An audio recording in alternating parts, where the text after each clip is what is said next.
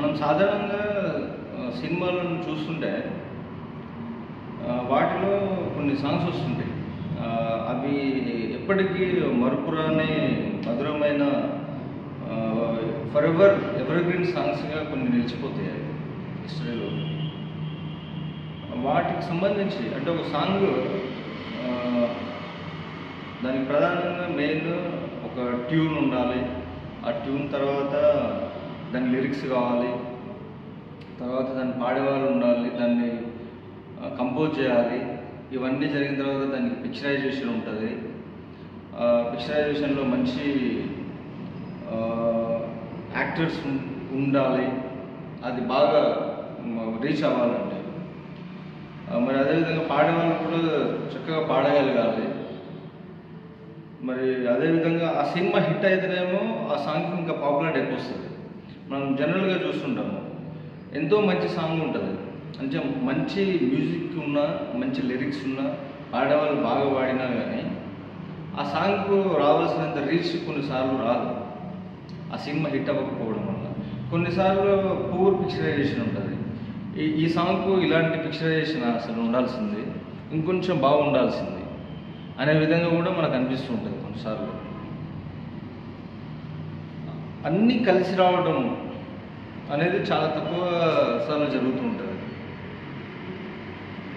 అలా అన్నీ కలిసి వచ్చి అలా పిక్చరైజేషను బాగుంది, పాడటము బాగా పాడి, తర్వాత యాక్టర్స్ కూడా బాగా యాక్ట్ చేసి, మంచి మ్యూజిక్ క్వాలిటీ ఉండి, మంచి లిరిక్స్ ఉండి,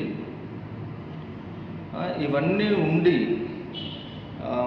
సినిమా కూడా బాగా హిట్ అయ్యి ఎక్కువ మందికి రీచ్ అయ్యి మల్టిపుల్ లాంగ్వేజెస్లో వచ్చి ఆ పాట అందరూ హమ్ చేసుకునే విధంగా ఉంది అని రీసెంట్ టైమ్స్లో చెప్పుకోగలిగితే అది కేజీఎఫ్ చాప్టర్ 2లో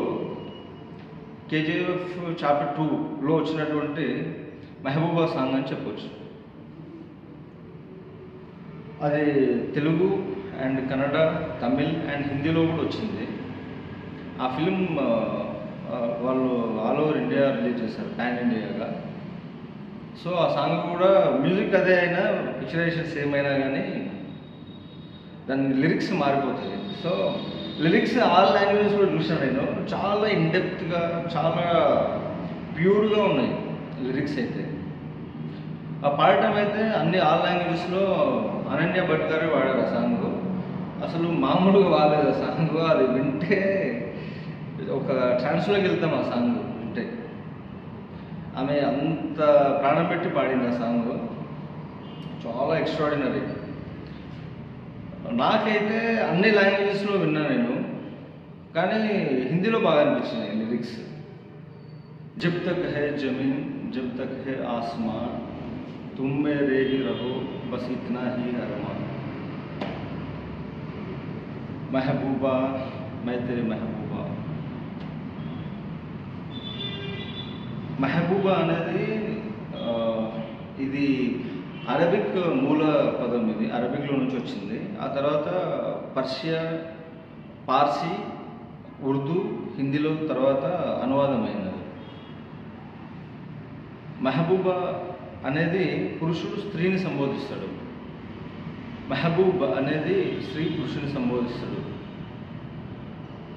అక్కడ ఆ సాంగ్లో ఆమె మెహబూబా అంటే మెహబూబా మై తెరి మెహబూబా, lover I'm your lover, sweetheart I'm your sweetheart. ఆమె గురించి ఆమెనే చెప్పుకుంటుంది. ఆయన వర్షన్లో ఈమె సంబోధించుకుంటుంది ఆమె.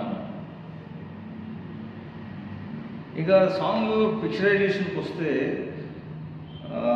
ఇక రాకీ ఆ సినిమా సూపర్ డూపర్ హిట్ అయింది. దాంట్లో ఆయన ఒక పవర్ఫుల్ క్యారెక్టర్, అది అంటే ఒక ఆధిపత్యము, ఒక రకమైనటువంటి పవర్, మళ్ళీ జెన్యూన్ అండ్ ప్యూర్నెస్, ఇట్లాంటి లక్షణాలు ఉన్న క్యారెక్టర్. అది డైనమిక్ క్యారెక్టర్, ఎట్లాంటి వల్గారిటీ లేకుండా చాలా నీట్గా, ఎక్కడ కూడా ఎబ్బెట్టు కనిపించకుండా చాలా నీట్గా, ప్యూర్గా, చాలా సాఫ్ట్గా, మంచి సెన్సిబిలిటీతో తీశారు ఆ సాంగ్ పిక్చరైజేషన్ కూడా. ఈ మ్యూజిక్ డైరెక్టర్ రవి బర్సూర్ గారు అయితే మ్యూజిక్ ఆయన ఆ సినిమాలో అయితే ఆర్ఆర్ కానీ ఇదంతా బీజిఎం కానీ ఎక్స్ట్రాడినరీ ఇచ్చిండు. ఎక్కడ ఏ విధంగా ఇవ్వాలో అక్కడ ఆ విధంగా ఇచ్చిండు ఆయన. అసలు అది ఒక ఎవర్ గ్రీన్ మ్యూజిక్. అది చరిత్రలో నిలిచిపోయే వన్ ఆఫ్ ద సాంగ్ ఇది మన మెహబూబా సాంగ్. ఆ మ్యూజిక్తో కంపేర్ చేస్తే ఇంకా దీనికి ఎక్కువ మార్క్స్ చేయొచ్చు. మదర్ సాంగ్ కూడా ఎక్సలెంట్ ఉంది. అది సెంటిమెంటల్ సాంగ్, ఇది రొమాంటిక్ సాంగ్. దీనిలో ఒక ఫీల్ ఉంది సాంగ్లో. తర్వాత వచ్చి లిరిక్స్ కూడా చాలా బాగా రాశారు. లిరిక్స్ ఏ లాంగ్వేజ్లో అయినా కానీ చూస్తే ఒక దాంట్లో ఎక్కువ, ఒక దాంట్లో తక్కువ, ఇక్కడ సరిగ్గా రాయలేదు, ఇక్కడ బాగా రాశారు అనేది ఏ దాంట్లో లేదు. ఏ లాంగ్వేజ్ ఉన్నా కూడా ఎక్స్ట్రాడినరీ లిరిక్స్ ఉన్నాయి. కొద్దిగా ఆ పిక్చరైజేషన్కి, ఆ మ్యూజిక్కి హిందీలో కొద్దిగా స్క్రీన్లో చూస్తే బాగా ప్రాపర్గా యాప్ట్ అయినాయి అవి అని పర్సనల్గా నాకు అనిపించింది. ఈ విధంగా నాకు నచ్చిన సాంగ్స్ అనే నేను అక్కడక్కడ కొన్ని చెప్పుకుంటూ వెళ్దాం అనుకుంటున్నాను. అంటే అందరూ అన్ని చూసుంటారని అనుకోము, చెప్తే ఎవరైనా చూడవచ్చు, దాంట్లో ఉన్న ఫీల్ని వాళ్ళు కూడా ఎంజాయ్ చేస్తారు. సాంగ్ బాగుంది, నేను వింటూ ఉంటుంది తరచుగా. అనన్య భట్ అయితే అసలు చాలా చాలా సూపర్గా వాడింది సాంగ్. అన్ని లాంగ్వేజ్లో అదే ఫీల్తో వాడింది ఆమె బేసిక్ ఫ్రమ్ కర్ణాటక, బెంగళూరు అనుకుంటా. కానీ తమిళ్లో వాడింది ఆమెనే, తెలుగులో వాడింది, హిందీలో వాడింది. ఆల్ లాంగ్వేజెస్లో మాత్రం ఎక్సలెంట్ వాడింది. అంటే సాంగ్స్, మ్యూజిక్ మనసుని కొంచెం ఒక ప్రశాంతతని రిలాక్స్ చేస్తుంది మ్యూజిక్. అంటే అది మనం ఎంచుకునే మ్యూజిక్ని బట్టి ఉంటుంది. కొన్ని ఎక్సర్సైజ్ చేసేటప్పుడు అనేవి వేరే ఉంటాయి. ఆ రకంగా ఇది కొంచెం మంచి ఫీల్ గుడ్ సాంగ్ ఇది. ఈ సాంగ్కు యాక్చువల్లీ మంచి గుర్తింపు రావాలి, ఇంకా ఇంకా బాగా గుర్తింపు రావాల్సింది. అంత మ్యూజిక్ బాగుంది, ఇంక ఎక్సలెంట్ ఉంది. Thank you. ఇదే చెప్తాం అనుకున్నా.